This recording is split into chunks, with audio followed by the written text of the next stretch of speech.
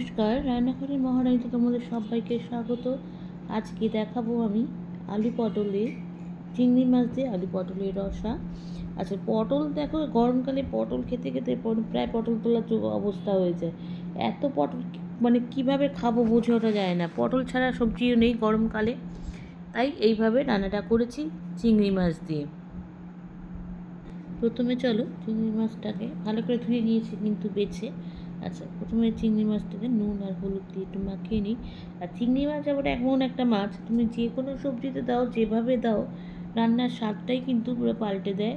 তখন কিন্তু কী সবজি খাচ্ছ, সেই সবজিটা তোমার পছন্দ না, তখন কিন্তু আর সেটা মনে থাকে না। কড়াইতে কিন্তু তেল দিয়ে দিয়েছি, তেলটা কিন্তু আমার একদম গরম হয়ে গেছে। আর একটু নুন দিয়ে দিলাম, যেটা আমি যে প্রসেসটা আমি ফলো করি সেটা নুন দিয়ে দিয়েছি। এবার প্রথমে যেটা করব সেটা হচ্ছে পটলটাকে কিন্তু একটু ভেজে নেব। পটলটাকে একটু একটু ভালো করে ভাজতে হয়, না হলে কিন্তু পটলের মানে কাঁচা গন্ধটা মানে রান্নার মধ্যে ঢুকে যায়, ভালো লাগে না খেতে। ওই জন্য পটল কিন্তু সবসময় একটু ভালো করে ভেজে নিতে হয়। এবার আমি পটলগুলোকে দিয়ে দিয়েছি, দিয়ে কিন্তু কিছুক্ষণ ভালো করে কিন্তু এটাকে একটু লাল লাল করে ভেজে নেব। চলো এবার এর মধ্যে ভালো করে দিই, এবার ভালো করে নাড়িয়ে নেব। পটলটা বেশ কিছুক্ষণ নাড়াচাড়া করেছি, এবার হলুদ দিয়ে দেবো। নুন আমি দিইনি, যেহেতু তেলের মধ্যে নুনটা দিয়েছি সেই জন্য কিন্তু আমি এখন আর নুন ব্যবহার করিনি, ওই জন্য হলুদ দিয়ে দিলাম। এবার হলুদ দিয়ে কিন্তু ভালো করে মাখিয়ে নেব। আচ্ছা, পটলগুলো কিন্তু একদম ভাজা হয়ে গেছে, দেখতে পাচ্ছ পটলের কালারটা কিন্তু চেঞ্জ হয়ে গেছে। এবার পটলগুলোকে কিন্তু আমি আস্তে আস্তে তুলে নেব। আর রান্নাটা কিন্তু খুব সাধারণভাবে করব, খুব সিম্পলভাবে করব, যেহেতু পটলটাও মানে খুব খেতে হবে, সেই জন্য এইভাবে রান্নাটা করে নিয়েছি। আচ্ছা, আবার কড়াইতে তেল দিয়ে দিয়েছি, তেলটা গরম হয়ে গেছে। এবার ফোড়ন দেব, ফোড়নে আমি প্রথমে জিরে আর তেজপাতা দিয়ে দেবো। আর এবার দেখো রান্নাটা কত শর্টকাটে, কত সহজে, কত তাড়াতাড়ি করা যায় সেটাই এবার তোমাদের আমি দেখাচ্ছি। আচ্ছা, জিরে আর তেজপাতাটা কিন্তু ফোড়ন হয়ে গেছে। এবার প্রথমেই দিয়ে দেবো টমেটো। টমেটোটাকে কিন্তু দিয়ে দিই, কারণ টমেটোটা একটু নরম হবে, সেই জন্য টমেটোটাকে প্রথমেই তেলে দিতে হয়, দিয়ে একটুখানি ভাজা ভাজা করে নিলে টমেটোটা সুন্দর গলেও যায়। আর রান্নায় কোনো কিন্তু মানে আর রঙটাও খুব সুন্দর হয় দেখতে। এবার দেখো একটু নুন দিয়ে দিয়েছি, তাহলে তাড়াতাড়ি কিন্তু নরম হয়ে যাবে। আচ্ছা দেখো, টমেটোটা কিন্তু আমার বেশ নরম হয়ে গেছে। এইবার আমি কিন্তু চিংড়ি মাছগুলোকে প্রথমে দিয়ে দেবো। আর চিংড়ি মাছ যেহেতু খুব ভাজে না, শক্ত হয়ে যায়, সেই জন্য কিন্তু আমি আলাদা করে আর ভাজি না, আমি এইভাবে প্রসেসে করি। দেখো চিংড়ি মাছটাকে আগে দিয়ে দিলাম। এবার চিংড়ি মাছটা একটুখানি তেলের সাথে ভালো করে নাড়াচাড়া করে নিয়ে কিন্তু আমি আলুটা দিয়ে দেবো। এবার এইভাবে কিন্তু চিংড়ি মাছটাও কিন্তু খেতে খুব সুন্দর লাগে, রান্নাটাও কিন্তু চটপট হয়ে যায়। এবার দেখো চিংড়ি মাছটা কিন্তু অনেকক্ষণ নাড়াচাড়া করে নিয়েছি। এবার আমি আলুটা ছেড়ে দেবো, যেহেতু পটলটা ভেজে রেখেছি, পটলটা পরে দেবো। এবার আলুটা কিন্তু এবার চিংড়ি মাছের সাথে দিয়ে দেবো, দিয়ে এবার এর সাথেই কিন্তু মশলা দিয়ে দিয়ে আস্তে আস্তে কষিয়ে নেব, তাহলে কিন্তু আমার রান্নাটা প্রায় হয়ে আসবে। আচ্ছা, আমি কিন্তু এখানে নুনটা একটু আগে দিয়েছিলাম, যেহেতু আমি নুন সেই তেলে দিয়েছি তারপরে আর দিইনি। আচ্ছা, এবার নুনটা দিয়ে দিই, অল্প পরিমাণের আগে নুন দিয়েছি। এবার দেখো এখানে কাঁচা লঙ্কা দিয়ে দিচ্ছি, কাঁচা লঙ্কা আমি চিড়ে দিচ্ছি। হ্যাঁ, একদম বলছি সিম্পলভাবে করব, সেই জন্য কিন্তু আমি এইভাবে কোনো বাটাবুটিতে যাইনি, একদম সিম্পলভাবে করছি। আর আদা দিয়েছি কিশমিশ দিয়ে কুড়িয়ে।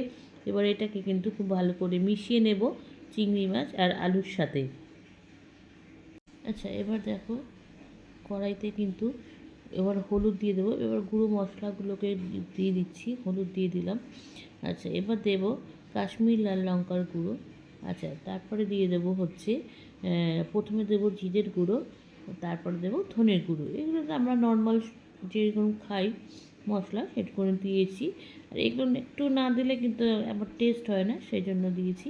আচ্ছা, এই আর চিংড়ি মাছের একটা গুণ আছে, চিংড়ি মাছ কিন্তু যে সবজিতেই দেবে সে সবজিরই কিন্তু স্বাদ বাড়িয়ে দেবে। তার জন্য মোটামুটি ঘরে যদি একটু চিংড়ি মাছ থাকে, রান্না করার সময় যদি দেখো ঘরে চিংড়ি মাছ আছে, যে কোনো সবজিতে দিলে কিন্তু সবজিটা খেতে ভালো হয়।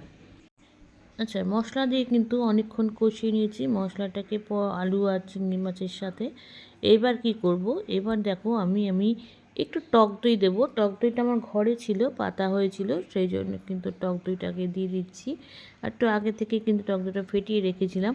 এবার এটাকে এই সবজির সাথে দিয়ে দিয়েছি। তত এটা অপশনাল, তোমরা চাইলে দিতেও পারো, নাও দিতে পারো, কোনো অসুবিধা নেই। এবার দেখো খুব ভালো করে কিন্তু টক দইয়ের সাথে আর আলু আর চিংড়ি মাছটা মিশিয়ে নিচ্ছি।